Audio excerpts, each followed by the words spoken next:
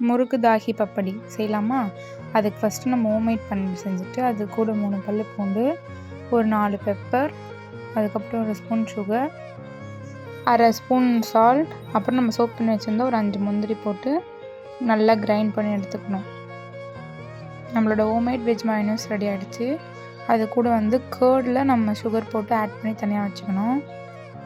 முறுக்கு தாஹி பப்படிக்கு முறுக்கு, tomato, onion, chilli, அந்த கேர்டு, புதினா சட்னி, டேட்ஸ் சிரப், அப்புறம் மயோனைஸ்.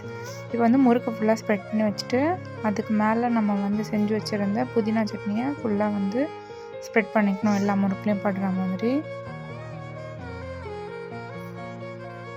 அடுத்து அதுக்கு மேலே சீஸ் ஸ்லைஸ் கட் பண்ணி வச்சுருந்தோம். அந்த சீஸ் ஸ்லைஸ் ஃபுல்லாக வச்சுட்டு அதுக்கு மேலே ஆனியன் போட்டு ஸ்ப்ரெட் பண்ணிக்கணும். அடுத்து டொமேட்டோவும் ஃபுல்லாக ஸ்ப்ரெட் பண்ணிவிட்டு அதுக்கு மேலே க்ரீன் சில்லி ஸ்பைசிக்காக ஒரு சில்லி வச்சுக்கணும்.